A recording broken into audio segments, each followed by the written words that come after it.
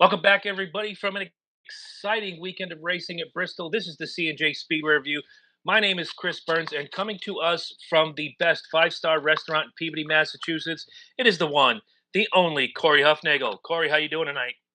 Well, all I can just say is we saw a lot of exciting racing at Bristol this weekend. And to all the fans who are probably listening tonight, I have to say, in my opinion, the racing that we saw at Bristol this past weekend was kind of like the old Bristol. Now, I would say it's probably the old Bristol, but, since it's been like repaid and reconfigured the last couple of years, it's starting to get in there. And I think NASCAR probably listened to saying, like, okay, the fans wanted the old Bristol, so they got it. And I probably say the racing not only Thursday night, Friday, I think Saturday was just pretty much the most exciting part of the weekend.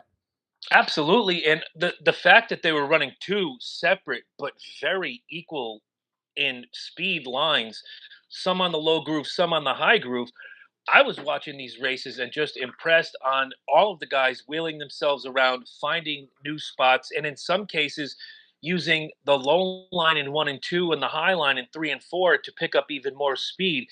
To be able to switch lines like that at a track where the average lap is 15 to 16 seconds, Yeah. that's a split second decision. Once again, the intelligence and the split second decision making that these guys make on a weekly basis here on the NASCAR circuits, whether it's the Truck Series, the Xfinity Series, or the Monster Energy Cup Series.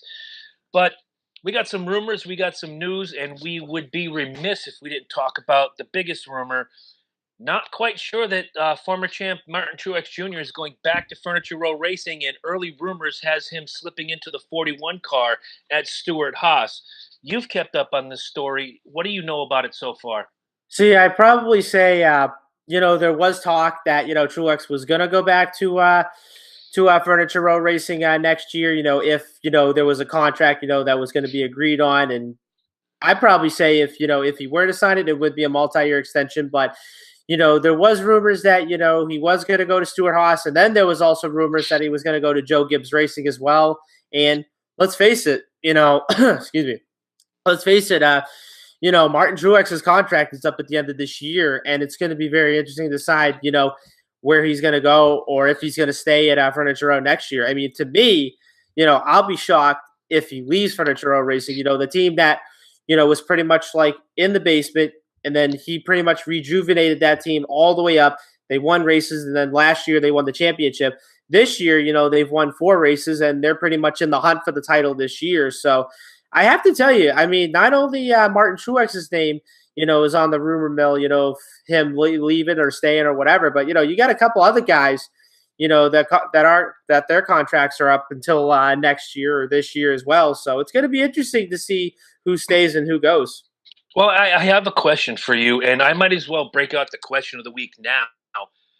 Guys, if you want to answer the question of the week and get a shout out on next week's show, please listen to the two-part question of the week, and we will read the best answers next week.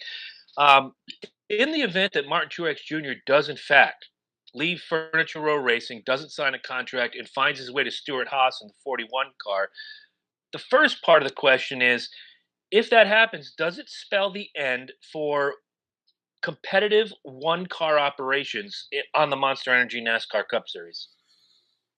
I wouldn't probably say it would be the end of one car operations. I mean, I would say that Competitive. Not competitive, overall, just right? competitive. Like, who saw Furniture Row being a championship team up through and including the last couple of years? Not a lot of people. No, I didn't see it either. But there he was last year, and it was a two-car operation last year. Here he is one of the big three right now in drivers, that is, and he's in a one-car single operation, and they are very competitive.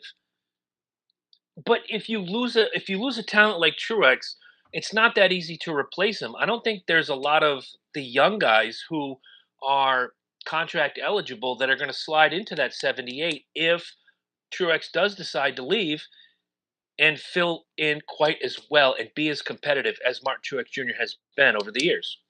Right. I mean, I'd probably say that if Truex leaves, Barney Visner will probably look for somebody, that's pretty good, and and he'll probably eye one of the guys from Toyota as well. And I would probably say, like, let's say if Truex leaves, and then you'll have the possibility of Christopher Bell getting in that seat. That'd be very interesting to see how he does, especially the fact that he would be just like Kyle Larson moving up to the Cup level after running 1 year of Xfinity. Oh, sure. And Kyle Larson has been very competitive, but when you compare Ganassi to Furniture Row, Ganassi's a team that even through different ownerships, it's always been Ganassi, but you had Felix Sabates in the past. You had the Ganassi Earnhardt team, which will suck. It's always been Chip Ganassi, and they've always put fantastic race cars out on the track. What the driver ends up doing with them, another story completely. But I see Kyle Larson's success being just as much Kyle Larson as it is being under that Ganassi equipment. Right. So the second part of the question is, if Martin Truex Jr. makes the jump to Stewart-Haas Racing, is that immediately an unfair advantage going forward for the Fords and more specifically Stewart-Haas Racing? I'd probably say it wouldn't be an unfair advantage. I mean, they just been the team to beat all year, and then if you add Truex to that list next year, I think they're going to be even more tough to beat. Okay, fair enough, and I'll buy it. So, guys, I'm going to be putting the question of the week up on the Facebook page. Hopefully, Corey will do the same with Twitter and InstaFace and Photogram and all those other places. But let's get into the racing, and we start with the Truck Series, which was running as we recorded last week. We had the updates from our man Corey Huffnagel as it was running, but when it was all said and done, Johnny Sauter walks home, and I say walks home, with the victory in the Truck Series. You saw the race after we were done recording. Tell the people what you thought. Well, it looked as if it was going to be won by John Hunter Nemechek. I mean, he had the dominant truck all night. He won the first two stages, and then I would say probably with 15 laps to go, something was wrong with the A truck. I don't know if it was either an engine failure or whatever, but I guess what happened was something happened. I think with in the fuel pump whatsoever. So the battle then became. Excuse me. Then the battle came down to Stuart Friesen and Johnny Sauter as those guys were beating and banging throughout the last couple of laps. And there was actually a couple parts in the race where if the leader would get caught up in lap traffic, Friesen, was pretty much right there. And I pretty much thought, okay, you should have done the regular Bristol move, give him the bump and run. But, unlike that 52 team, I think Friesen probably wanted to race fair. He didn't want to race dirty, whatever. But, he had to settle for second. But not only Johnny Sauter takes home the win, but he also takes home the regular season championship, which, of course, I really don't know why NASCAR had to add regular season titles. I mean, it just, it's kind of like that whole participation trophy, come to think of it. But, other than that, Johnny Sauter, and this is probably my opinion on this. So Johnny Sauter, when he won the race that night, he pretty much made a championship statement. He said, if you guys are going to win this championship, you're going to have to get through me, because go back to what happened last year. He wins a couple races, goes into the playoffs, makes the championship 4, comes up short by winning the championship. And now this year, they're more rejuvenated than what they were a year ago. And if you look at their results this past season, you could just take them like anywhere. The short tracks, the 1 miles, the mile and a halves. I mean, I could pretty much see Sauter winning at like all of them in the playoffs coming up. Now, I do think Canada is going to be a little bit of a crapshoot because Sauter's not as much of a good road racer as he is. But at all the other tracks, look out for the 21, because I think he's going to be the one to beat. Absolutely, and we've locked in our championship 8, and like you said, it's a Johnny Sauter world, but right behind him in that playoff position is Brett Moffitt. He of 4 wins to Johnny Sauter's 5. Yeah. You're going to have to go through the 2 of them if you want to take that Truck Series championship. Now, in going into the truck race, and you're speaking of Stuart Friesen and John Hunter Nemechek not making some of those veteran moves, which, let's be honest, they're not exactly veterans. You put a little bump and run here, a little rub here. We saw it for years at Bristol, and we saw it on the Xfinity Series and the Cup Series as well, a little bump and run. Never hurt anybody. But if Stuart Friesen or John Hunter Nemechek really want to be taken seriously as competitors, every now and again, you got to put a bumper to somebody and let them know, hey, I want to win this race just as badly, if not more, than you do right now.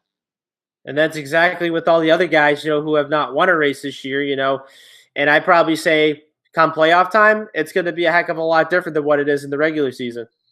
Absolutely. So let me break down the finishing order for you. As we mentioned, Johnny Sauter comes home with a very good win. Stuart Friesen second, John Hunter Nemechek third, Parker Kligerman in fourth, Todd Gilliland fifth, Justin Haley sixth, Ben Rhodes seven, Matt Crafton eight, Noah Gregson nine, and Grant Enfinger rounds out your top 10. Some of the other notables as I go down the list, we have Brett Moffitt disappointing 18. Wow. Uh, just Myatt Snyder 29th. You know what? I'll lead this off. I'm going to give a happy and a sad real quick. My sad goes to Myatt Snyder, who I thought really had a chance to prove himself these last couple weeks. And maybe I was wrong for picking him, but that number 13 truck just did not have a good day. Ends up with a DNF. And, he'll come back. He'll come back strong next season. And he may even steal a win or two in the playoffs. But this is not the day Myatt Snyder wanted to have. My happy, I could go with Sauter. I could go with Friesen, both championship level drivers, but I'm going to go with Parker Kligerman. Our man behind the microphone comes home fourth in the race. Shows he's still got it. Not quite sure why Parker doesn't have a job behind a wheel every single week, but when he gets out there, he certainly does put on a heck of a show. Absolutely. So my happy, I would have to go with Stuart Friesen. I've been finishing second for the third time this year, and I probably have to say I'm probably going to have to be like the biggest Stuart Friesen fan like by the end of this season because I've been watching that team all this season, and I say to myself, okay, somehow before the season's over, I think he's going to get a win before the season's out because that team is there.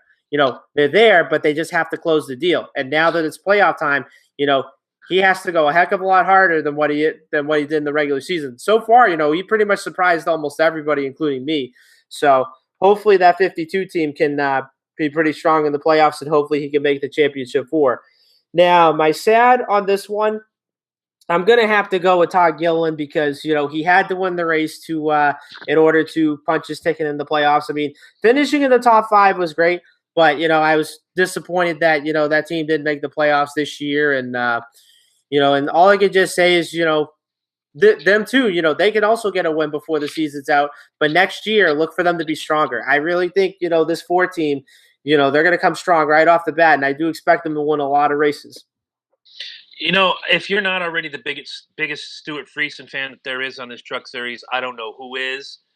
I'm not quite sure I agree with your pick of Todd Gilliland as a sad, but I understand the reasoning behind it, and therefore will not argue with you. You get to move along. Now, Yes. let's break down the championship 8 as it speaks. I know they come back. They start their series next week. This Sunday at Canada on the road course. Okay. As the Cup Series is off this weekend, let's give you the Championship 8. Then we'll go back into the picks, and then we'll move to the Xfinity Series. So your Championship 8 from bottom to top. With 2,003 points, you have Matt Crafton. Mm-hmm. Number 7 with 2,009 points, 1 win, you have Justin Haley. In 6th with 2,011 points, you have Grant Enfinger. In 5th with 2,012 points, you have Stuart Friesen. In 4th with 2,014 points and 1 win, you have Ben Rhodes. 3rd place, 2,022 points and 1 win, you have Noah Gregson. 2nd place with 2,027 points and 4 wins, it is Brett Moffitt.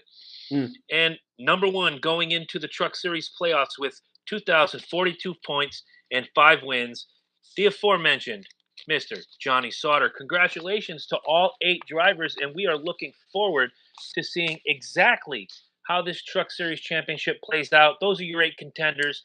Now we go forward. Let's see who the champ is. I cannot wait.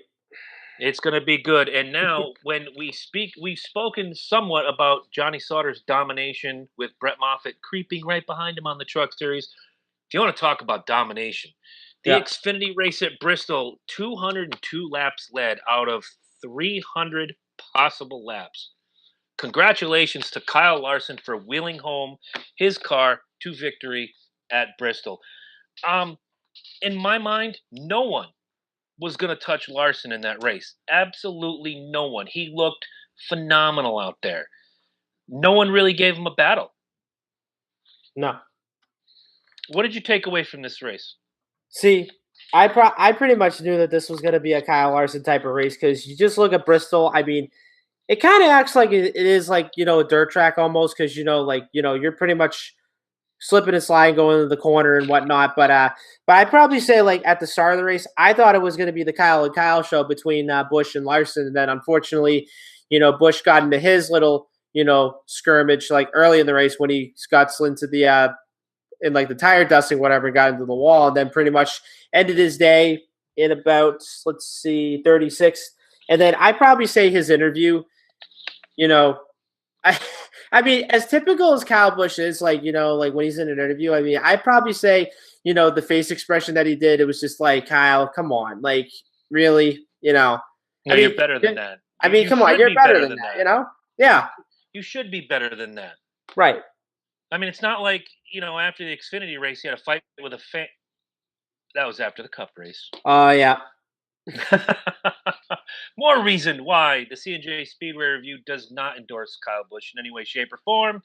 But um, again, you get into trouble. Things happen. It's a short track.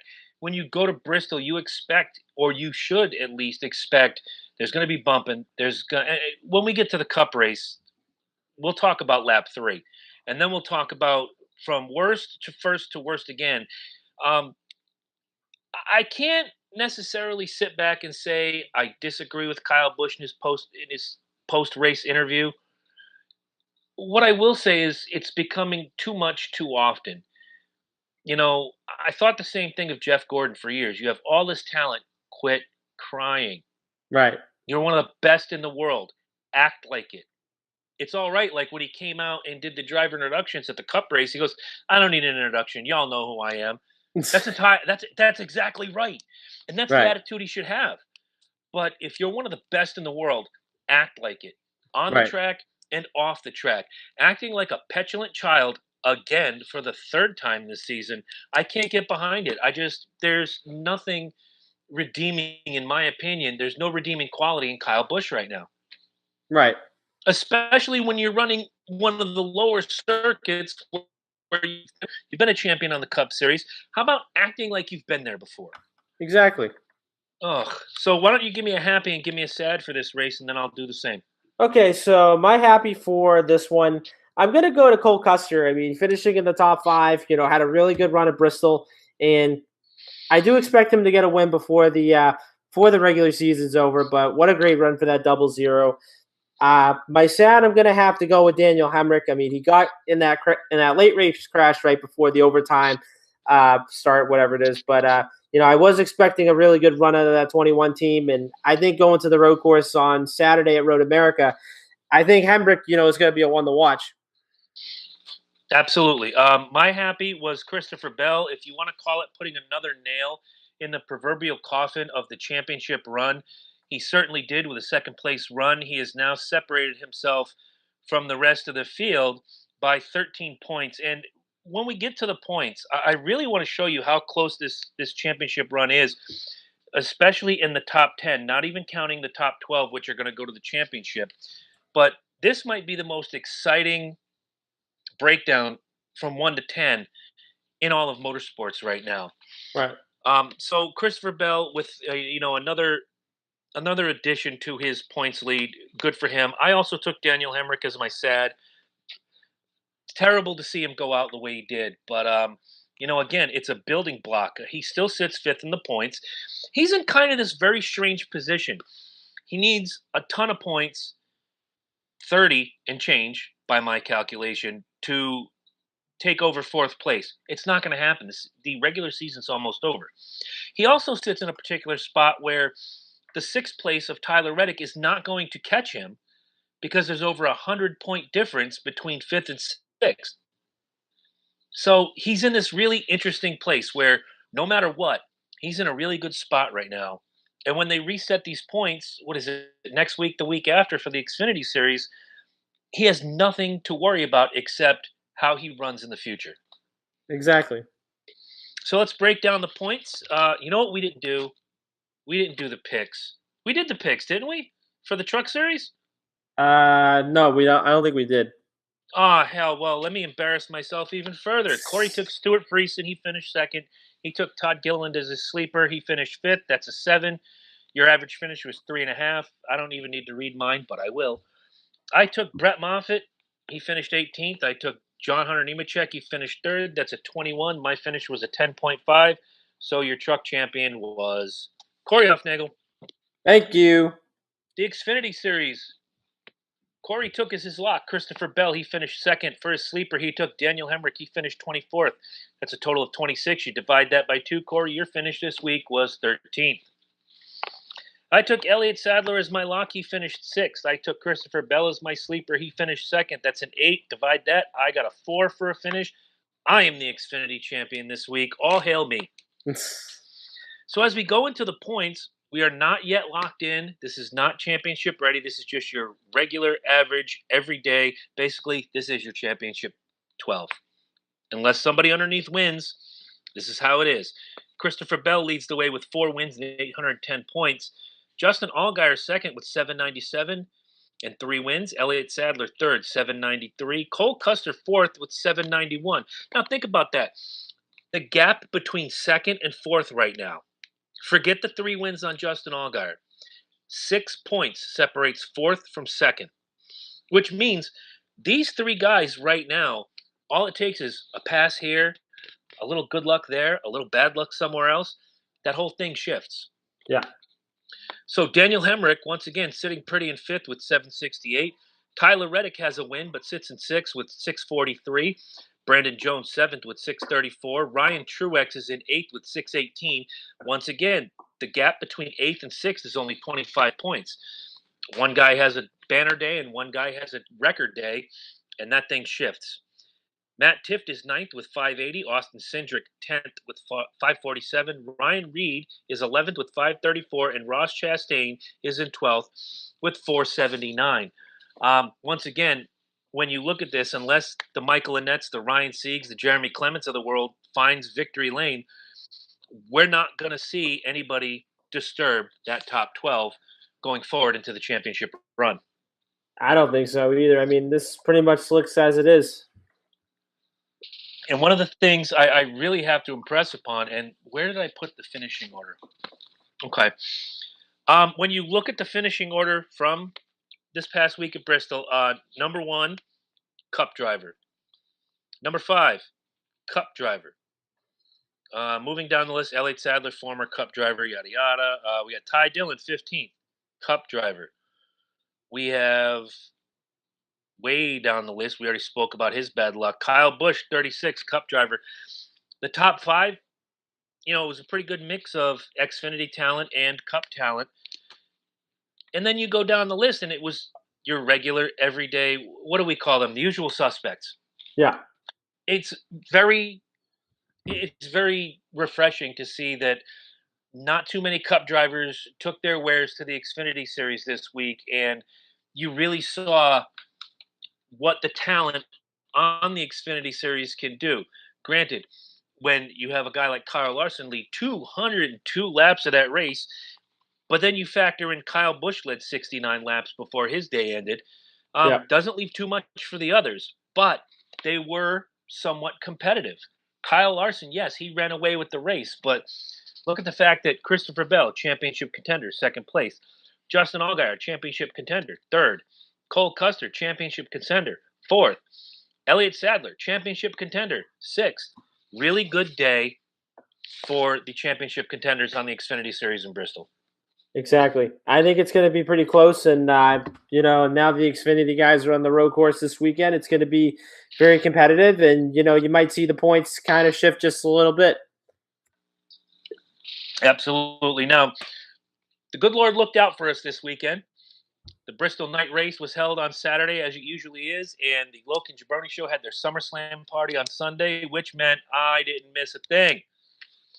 What I did miss was the last 10 laps of the race. Had to go pick up a friend. Sorry, not sorry. They needed my help. You go take care of your friends. And what I missed was Kurt Busch taking home his first win of the season, his first since Daytona last year, and proclaiming loudly and proudly The old guys rule. Yeah. What did you think of the race? And I have many questions in regard to this race, mostly about the big three, but we'll talk about the after race gimmickry of Kyle Busch. But let's start with Kyle Busch. Lap three, gets in a wreck. Car looks like junk. Back.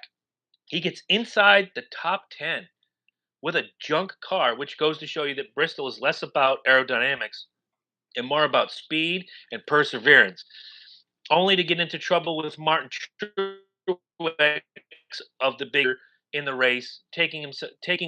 I think he took both cars out, didn't he? Yeah, he took out the well, he hit the wall and then he took out the 7 car after that. And then Truex got involved and basically slammed the inside wall hard toward pit road. Yeah. Truex, who never really shows this kind of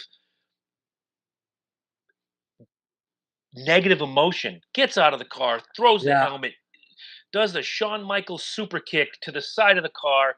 He was just not happy. Yeah. Just really interesting to see that.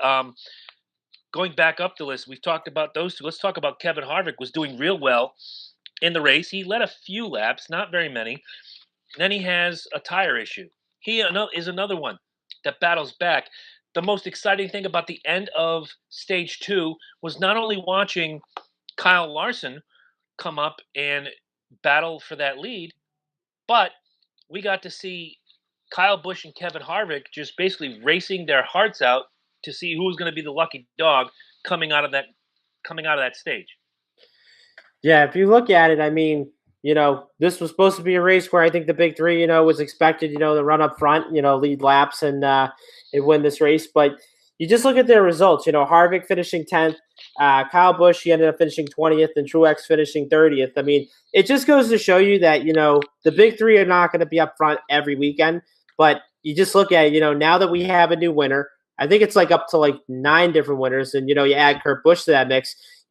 Pretty much all but one driver, has won races for Stewart-Haas Racing this year. And I just look at Busch, the fact that he has a contract year with SHR and not knowing that if he's going to be back with the team next year or if he's probably going to go to Ganassi whatsoever. This is going to be probably one sleeper team that I think I'm going to be keeping my eye on, when the playoffs start. And hopefully, that 41 car can run up the front. But you just look at, the crash on lap 3, which took out, I'd probably say, a couple of good guys. I mean, the rest of them, they kind of just either avoided the wreck or they were just a part of the wreck. But, I think it was like probably 15 cars, maybe more than that at Bristol. And I thought, this is kind of weird. I've never seen a big wreck on a short track, especially at Bristol. But that was like probably the oddest thing because what happened was, once Kyle Busch spun out coming off of turn 4, that's when everybody started checking up. And then once everyone starts checking up, then there's like literally nowhere to go.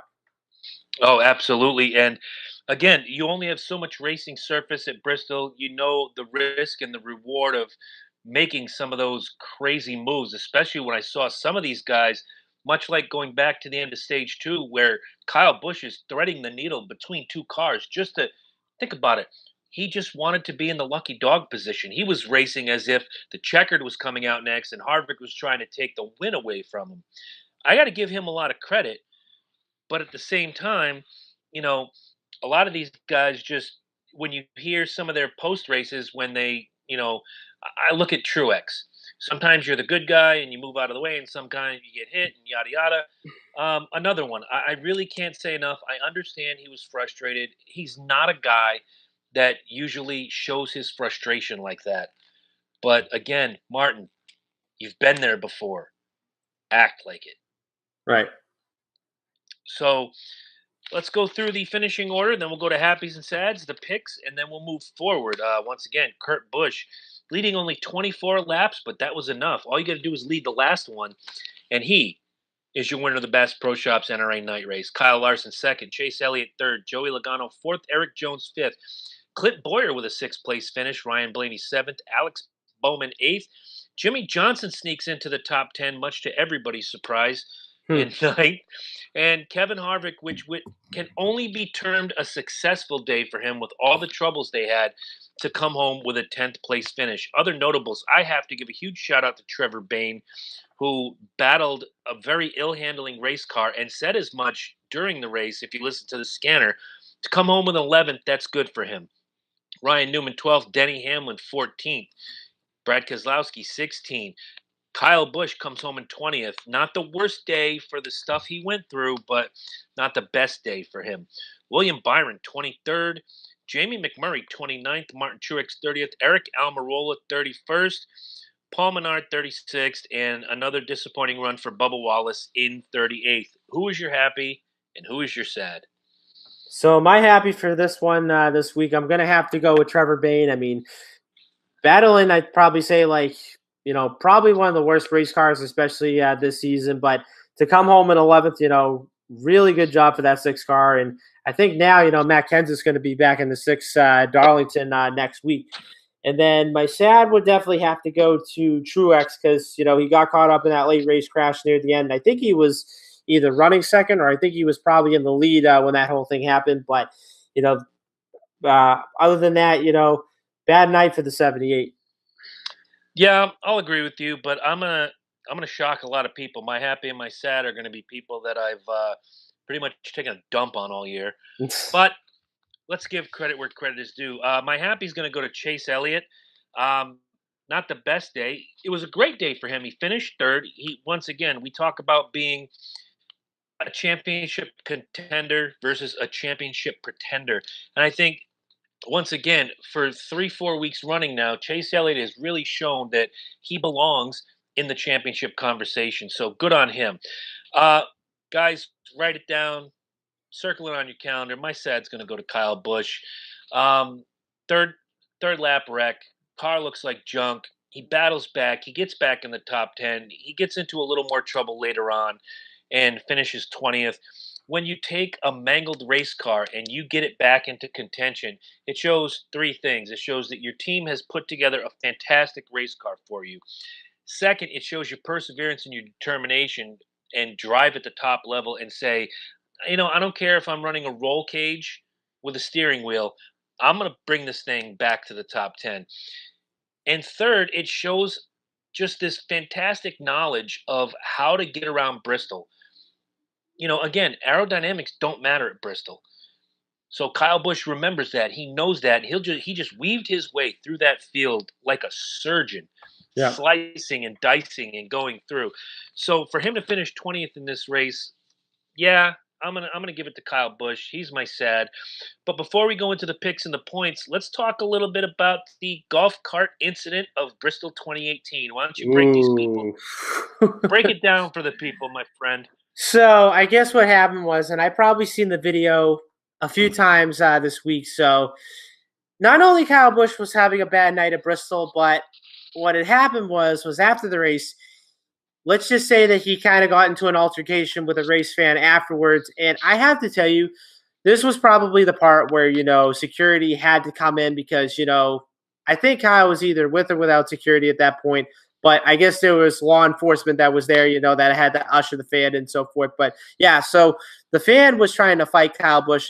And from what it looked like, I guess like Kyle was kind of like doing this like with his chest, whatever, like like standing up to him saying like, what are you gonna do about it? What are you gonna do about it? And I think the fan kind of shoved him, whatever it was. But honestly, like I don't remember the last time I've ever seen like a driver fan fight, in a very long time. But you just look at that incident on Saturday. I thought, yeah, sure, something could have been prevented, but other than that, it's just I'd probably say it's just Bristol.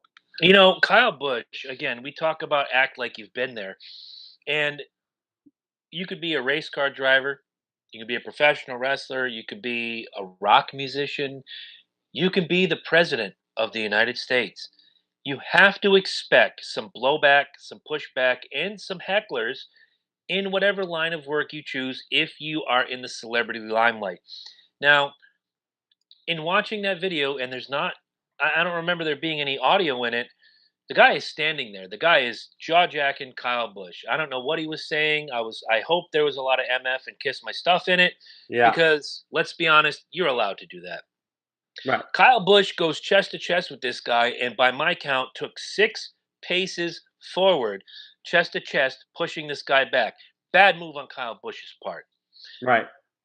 The worst thing you can do is get into a physical altercation with the people, whether they buy your gear or not. They buy those tickets. Those people are paying your bills. They pay for all the cool things you buy little Brexton. They pay for the fake boobs you put on your wife Samantha. They pay for everything, Kyle.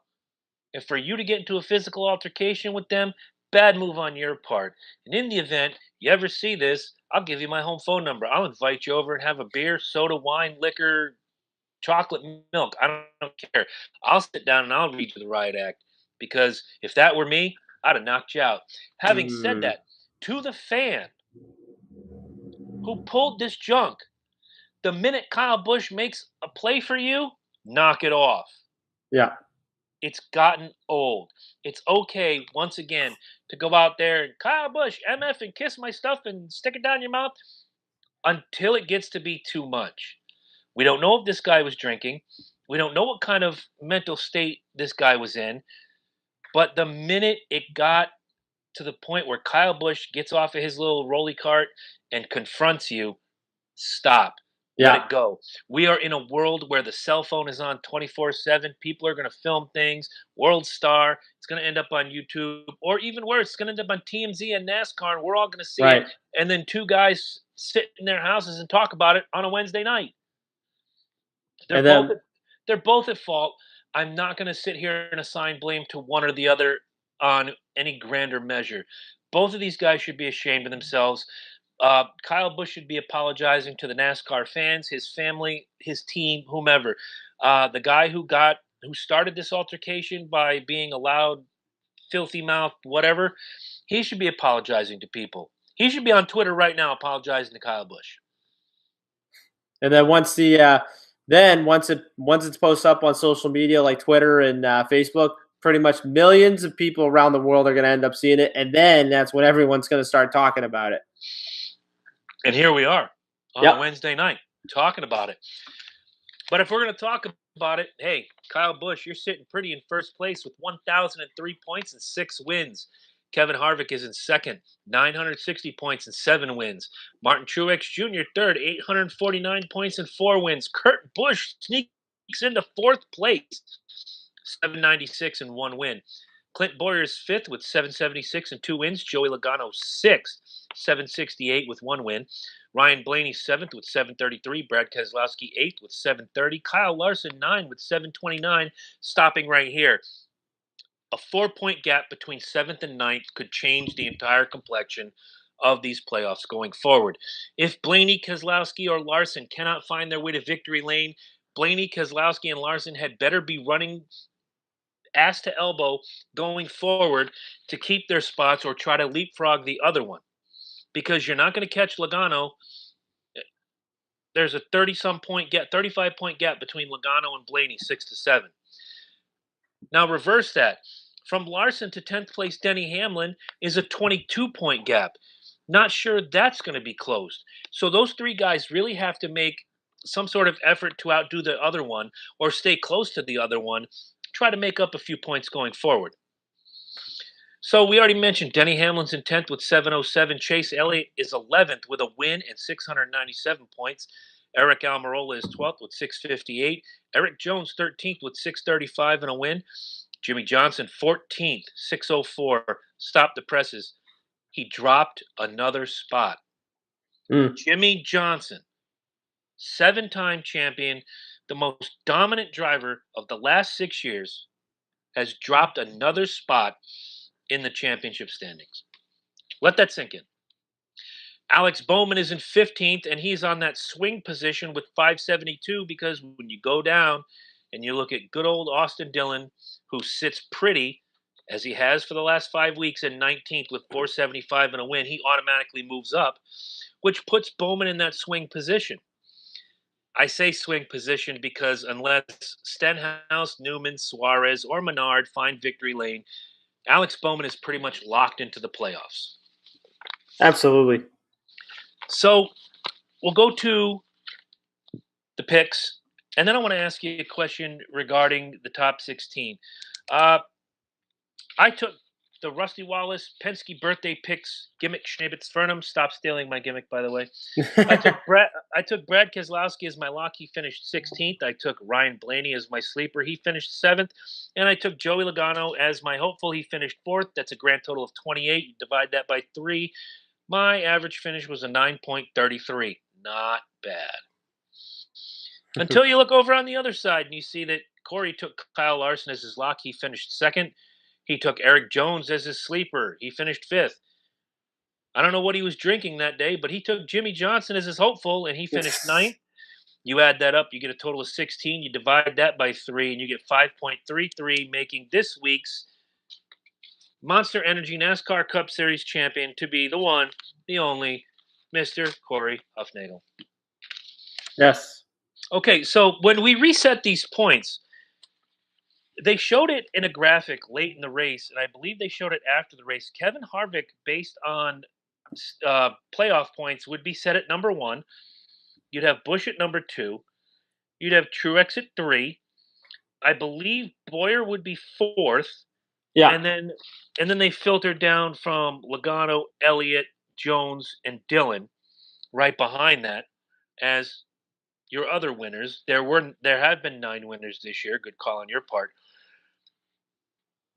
I'm wondering if I'm Kyle Busch, if I'm Martin Truex Jr., if I'm Kevin Harvick, yes, you want to run every race and you want to win every race. Do you think there's room for them, especially with a 55-point difference between Martin Truex in 3rd and Kyle Busch just in the regular series points in 4th, but then many points down is Clint Boyer, who would move up into that 4th spot based on 2 wins and playoff points.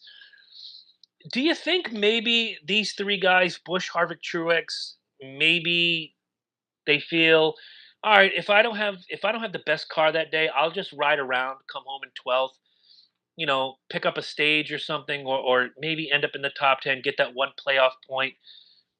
Do you think they skate a little bit, or do you think they keep running as hard as they can to keep this fantastic, wonderful storybook season alive?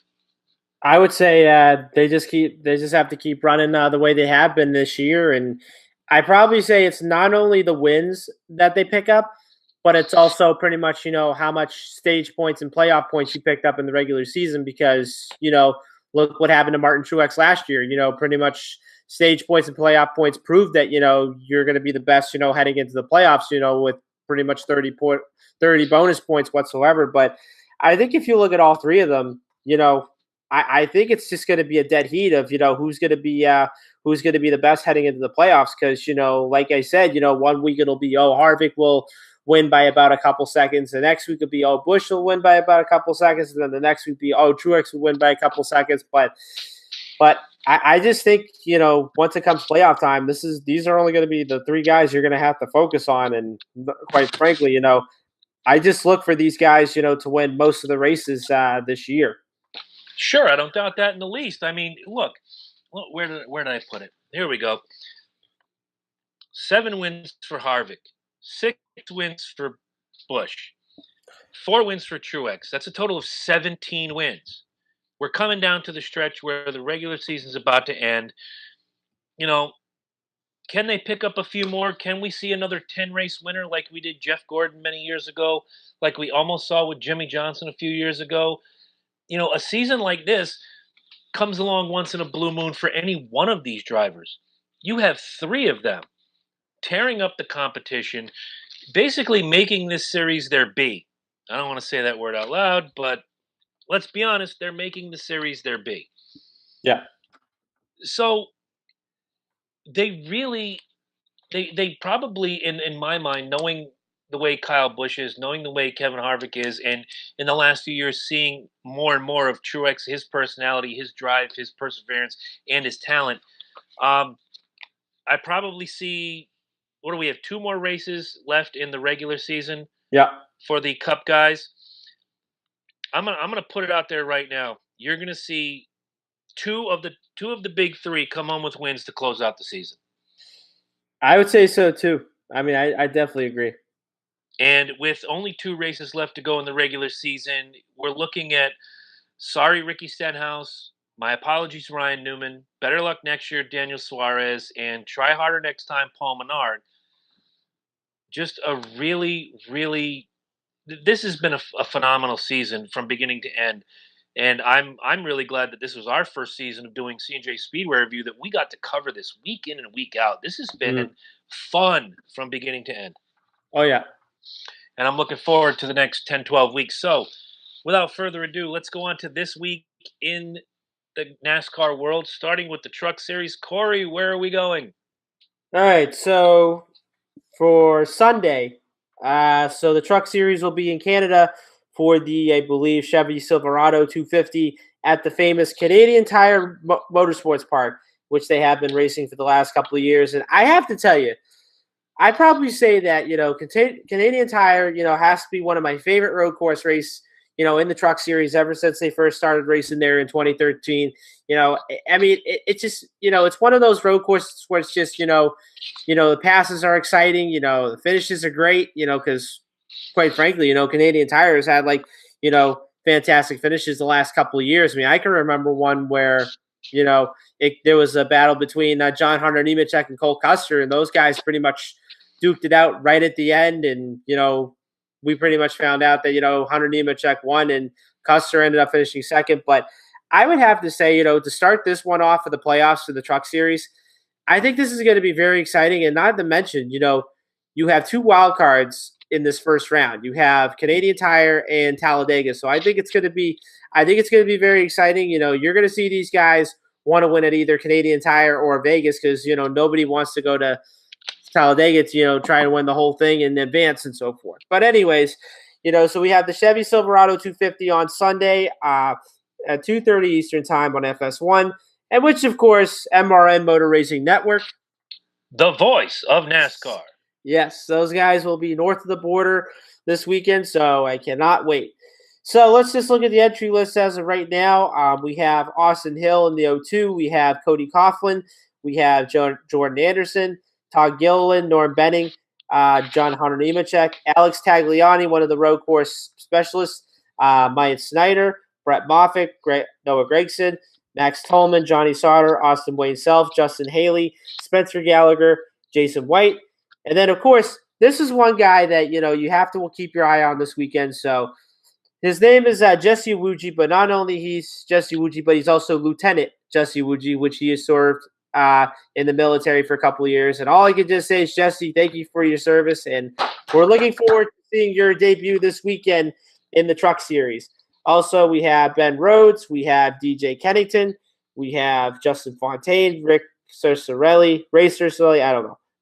Harrison Burton, Stuart Friesen, the Canadian, Bo Lamastis, Mark Harmon, Joe Nemechek, Matt Crafton, and Grant Infinger. All right, give us your lock and give us your sleeper. So my lock on this one was a little bit tough to choose by because I thought to myself, okay, who is the one guy in the Truck Series that knows how to run on the road courses? I mean, of course, we saw last year, when we had, Austin Cindric and Kaz Growler, those guys, run the road courses really well. So my lock on this one, I'm going to have to go with the 12 of Alex Tagliani. I mean, even though he's from Canada, this is one guy that knows how to run the road courses really well. I mean, I can remember one time, I think it was 2015, he was driving one of Brad Keselowski's trucks whatsoever. Had a really good truck to win, and then I think what happened was it had something to do with the transmission because I think he either missed a shift or whatever, but I really think Tagliani is going to be the one to watch for, and don't be surprised if he ends up winning the pole and then dominating the race and winning. So my sleeper, I'm going to go with Justin Haley because from what I've been told, I guess Justin is another guy that knows how to run good on the road courses as well. So this is going to be a kid where, even though he's starting off with one win in the playoffs, I think he's going to be fun to watch. And, quite frankly, I could see him advancing to the next round, even if he does get this win. Absolutely, I agree with all that. As my lock, you already spoke about him when talking about the previous road course races, my lock is going to be John Hunter Nemechek. Does well at these courses. I think he's more suited to road courses than he is toward ovals and tri-ovals. Yeah. And this may prove to be a very good stepping stone for him. Eventually, this kid's going to be championship material, no doubt about it. My sleeper, a guy who needs to basically set himself in stone now that the playoffs are beginning and needs to set a pace and say, much like we said about Johnny Sauter earlier, if you want this championship, it goes through me. And Yeah. that guy's Brett Moffitt. That's going to be my sleeper. Mm. So now we move on to the Xfinity series. Where, when, and how can we find it? All right, so on Saturday we have the Johnsonville 180 for the Xfinity Series, 3 o'clock Eastern Time on NBCSN, streaming live on the NBC Sports app, and then of course MRN Motor Racing Network. The voice of NASCAR. So those guys will be on a doubleheader weekend of racing this weekend. So can't wait. But what track are they driving on? Road America. Okay, good. The long road course in Wisconsin. And I got to tell you, this road course, this too is also going to be very exciting this weekend. You know, you have a big road course, and, you know, I can remember one race, I think it was a couple of years ago, and I don't know if you remember this, but this was back in 2011 where Justin Allgaier was leading the race. And then I guess what happened was, as he was leading, you know, while the caution was out whatsoever, he ends up running out of gas. And then there were some guys that were kind of moving around, like once the caution came out whatsoever. So, you know, NASCAR did a little bit of time, you know, checking the score or whatever. And from that day, you know, Reed Sorensen ended up winning the race. You know, so there was one guy that was happy, and then there were a couple guys that were, you know, not too happy, you know, by the results whatsoever. But you look at this race last year, you know, it was won by none other than Jeremy Clements, which, of course, I still say to this day, I did not see him, or actually, I did not expect him to win a race, especially on a road course at Road America. But, you know, that was probably one of the most upset wins last year at Road America. But I think this time around, I think it's going to be very exciting, no doubt about it. But looking at the entry list, we got Cole Custer, we have Elliott Sadler, Matt Tifft, Brendan Gaughan, who's going to be in the 3-car this weekend, Ross Chastain, Michael Annett. And also, one interesting name that pops up is none other than IndyCar driver Connor Daly, who is going to be driving the 6-car for Roush Fenway this weekend. So Roush Fenway will have 2 of their cars running on Saturday. So you have Justin Allgaier, you have Scott Heckert, Tyler Reddick, Ryan Truex, Timmy Hill, Catherine Legg, Ryan Reed, J.D. Davidson, Brandon Jones, Christopher Bell, Daniel Hemrick, Austin Cindric in the 22, Bill Elliott back in the 23 car. 1988 Cup Series champion Austin Bill from Dawsonville is going to be making his debut for GMS Racing. I cannot wait to see how he does. Joey Gase, Alex LeBay, JJ Yaley, Ryan Sieg, Chad Fincham. Road course specialist Justin Marks, look for him to be a one to beat. And then, of course, last year's winner Jeremy Clements, Josh Bilicki, Ty Majeski. Actually, wait. Roush Fenway is actually going to have 3 of their cars this weekend. Kaz Gralla in the 61. Stephen Light, Spencer Boyd, Ryan Ellis, Andy Lally, and Jeff Green. Well, since we only have 2 races this weekend, much like we do every time the Cup guys are off, we're throwing the hopefuls in on the Xfinity Series. I'll throw out my picks real quick. My lock is going to be Cole Custer. We talked about the points and Cole Custer being in a spot in 4th where a win not only locks him in and gives him a preferred spot in the playoffs going forward, but it will shoot him over the top of Elliott Sadler and Justin Allgaier into that second place position behind Christopher Bell until they reset the points and Justin Allgaier takes it with 3 wins. My sleeper is going to be from that same 3-car pack is Elliott Sadler. Again, get that win, get reset to a really good position and set yourself up going forward in the playoffs. My hopeful, man, if you're hopeful right now, Corey, if you're hopeful, dear viewer, and if my hopeful is anyone other than Bill Elliott, just turn off your TV, go watch tennis. Anybody who doesn't want to see Bill Elliott win this weekend, you're fired. Immediately, do not watch our show. Do not pass go. Go listen to a Nickelback podcast. Oh, Bill Elliott should be your hopeful going forward. yes. You better get your pen ready, Corey, and scratch off whoever you have as hopeful and just write Bill Elliott. All right. No, I'm kidding. You pick whoever you want. That's the beauty of what we do. Yes. All right. So my lock for this weekend is going to be none other than Austin Cindric. I mean, what can I say? Had a really good car at Mid Ohio a couple weeks ago. Had probably the best car to win until he ended up getting passed with 5 laps ago. But this is going to be a kid that I think is going to be, a one to watch. I think he's going to dominate qualifying, practice, and quite frankly, he's going to dominate the race because I think this race on Saturday is probably going to be like 45, maybe 50 laps. So it's, the stages are going to be short. But then yet again, this is going to be the race where, everybody's going to be pitting, early in the race. I'd probably say like maybe lap 2, lap 3. Even on the first lap of the race, they'll probably pit. But I would probably say that, Cindric, I think he's going to be the car to beat on Saturday, no doubt about it, no questions asked whatsoever. My sleeper on this one, okay. So my sleeper on this one, I'm going to go with Kaz Grala. I mean, I think this is going to be a kid where, he too, I think is going to run well, on the road courses, especially this weekend. And not to mention, Road America is a really big road course. So, couple fast straightaways, little tight corners. So I think, the 61 team is going to be a one to watch on Saturday. Now, my hopeful for this one, I'm going to go with the 6 car of Connor Daly. Now, even though he's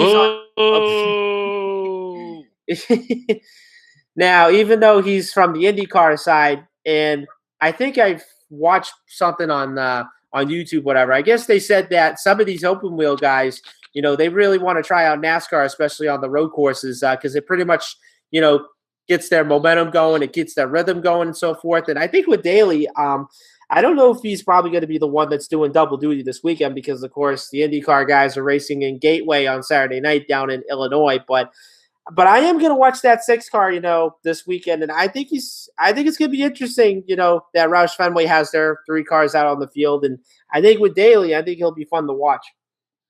Okay, I'll buy it, even though Yep. you're wrong, and you should pick Bill Elliott.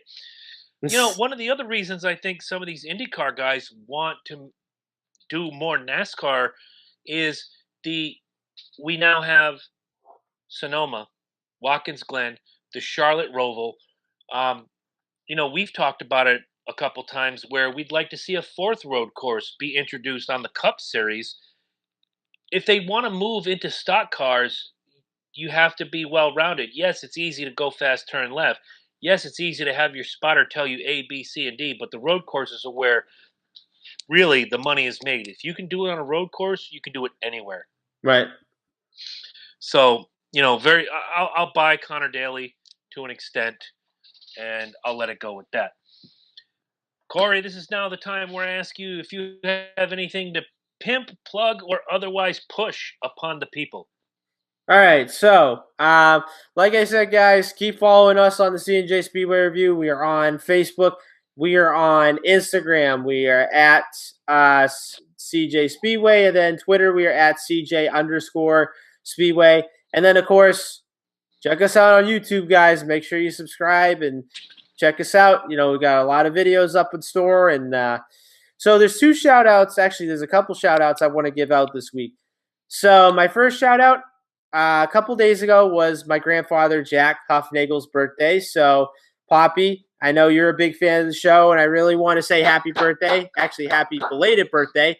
I love you so much, and thank you for being the biggest fan of our show every week. And, look forward to seeing you soon. And my second shout-out, I'm going to Here it comes. Oh, Lord, I'm just going to take a nap. Wake me when it's over. My second shout-out, I'm going to give a shout-out to Haley Shaw.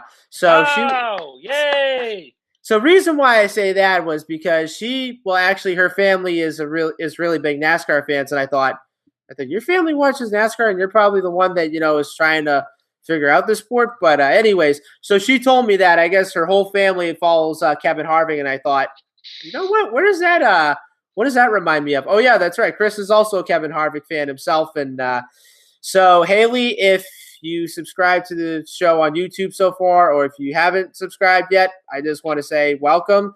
And the whole family is welcome as well. So feel free to give out your opinions and also give your opinions to the other Harvick fan himself. There's a picture of the man right there. Yep. There's a great picture of the man right there. Yeah. There's a little something, something right there. So, yes, thank you to all of you. And I got a couple shout outs myself. I want to thank the great and wonderful staff, ownership, bartenders, servers, bouncers at the deck in Westbrook, Connecticut. The other podcast. Hello, my seat just did it again. I don't know what the heck is wrong with this thing. Just, it's telling me I'm too high. Too high. Slide job. Anyway, Yeah. thank you again to everybody at the deck in Westbrook. The Loken Jabroni Show had a fantastic time being the hosts of your SummerSlam pay-per-view party. The raffle went great. The trivia contest was the toughest ever. The winner only had 50% of the questions right. My toughest trivia contest ever. Then again, therefore, going forward, I am not giving the trivia contests anymore. And Corey, when you eventually come out to one of our events, you're going to be sitting out there in the crowd with me because I'm doing the trivia now, but I'm bringing the championship with me.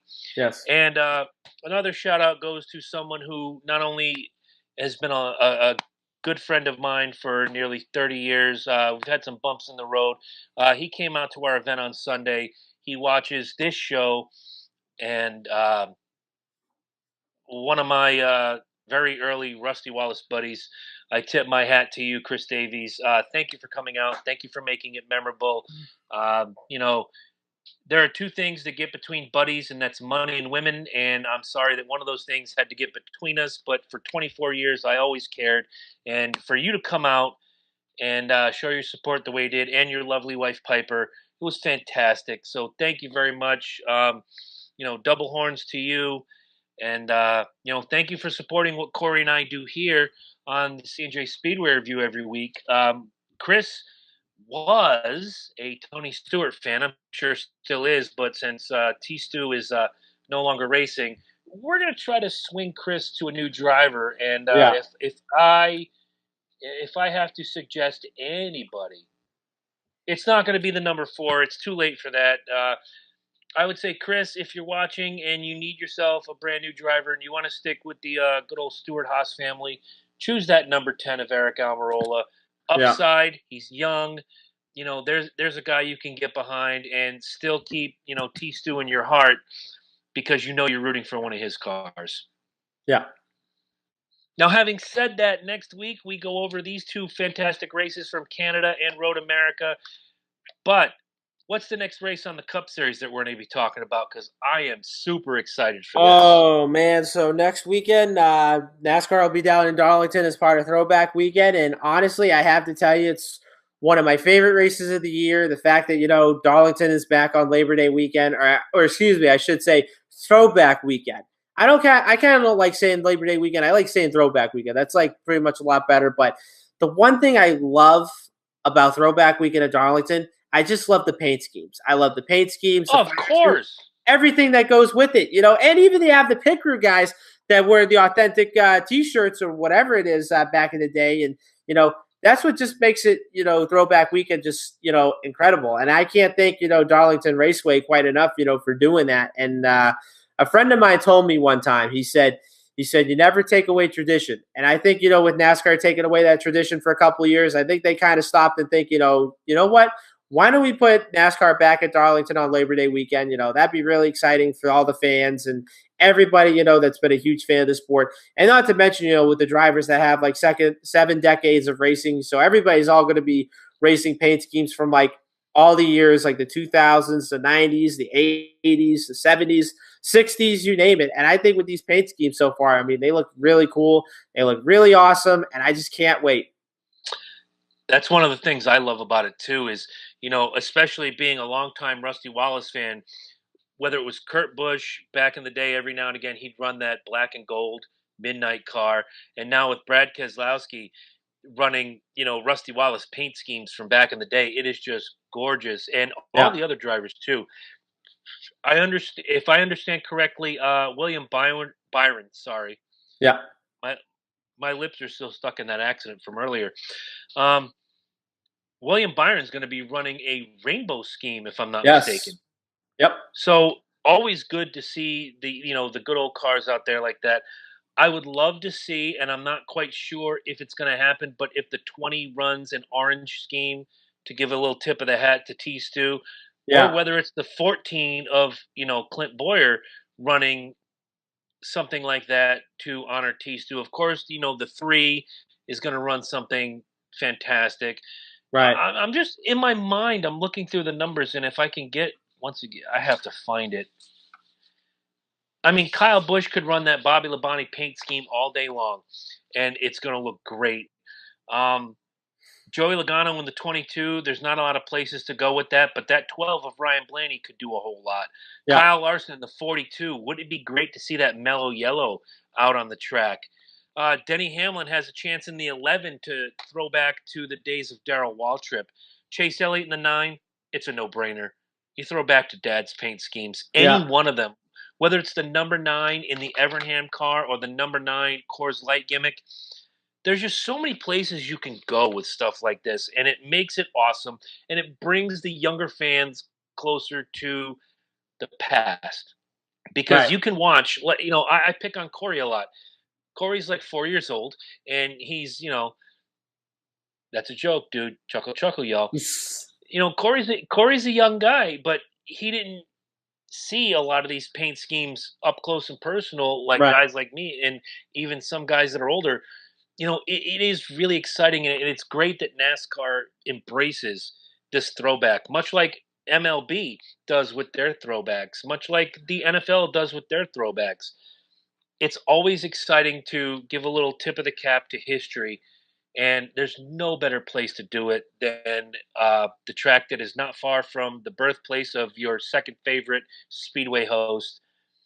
I was born in Charleston, South Carolina, and Darlington is but a couple hundred miles up the road. mm, So it's always been my absolute favorite track, and I look forward to it. September 2nd, it's going to yeah. be great. Not sure I can make Corey's little shindig, but having said that, there's a Party at couple the rules. restaurant. Couple of couple of rules I want to throw down. You threw down some rules for a drinking game. I got a couple Yes. extra. Every time Corey says whatsoever, you drink. Yeah. Every sorry, I couldn't resist. Yeah. Every time Corey steals my gimmick, you drink. And at the beginning of the party, you throw everybody's name at the party into a bucket of gimmicks or a bowl or a red solo cup. And when they say green, green, green, you pick a name. Now that person is the drink runner until the first caution comes out. Okay. When that first caution comes out, you reach in, you pick another name. Here's the caveat. Everybody needs to basically say out loud who their driver is. Who is your driver for this race if you don't have a favorite? Oh, well, I choose Kevin Harvick. Okay. You pick the name out of the hat. Okay, Bill said Kevin Harvick, but he's our drink runner. If Kevin Harvick is in the lead, he has the leader's advantage to pass off drink runner to anyone else in the room. Right. So let's put it this way. We already know that Miss Chelsea is going to pick Martin Truex Jr. as her driver of choice. Chelsea, I love you, by the way. Stop it! I had to sneak that one in there. I'm sorry. It's days like today. I wish I was working with a professional. Anyway, so if you draw Miss Chelsea's name out on the first caution and her driver is leading, she can pass it off to anyone else in the room. She might say, Corey, you're our beer guy. Go. Get it done. So have some fun with that. Let's see. What else? Anytime the announcers say Kyle Busch, whether he's running first or 40th, you drink. Yeah. Because for whatever reason, the announcers cannot get off his jock. So Right. anytime they mention the name Kyle Busch, drink. So have some fun with that. Right. So I wish you a great party. Still not sure I can make it. Trying to move some things around. Maybe I will. Maybe I won't. Maybe I'll do a live gimmick with you. And anytime Chris comes on and does a live gimmick at Corey's house, you drink. Yes. So I'll be doing that every 4 minutes until somebody passes out. Guys, have a great weekend of racing in Canada and Road America. Enjoy those races. We will be back next week to go over these races and the races going forward in Darlington, South Carolina. Have fun. All right. Good night. Bye, Chelsea. I love you so much. Now you stole my line. I I hope that makes error. Actually, I hope Eddie cuts it right there. Yeah.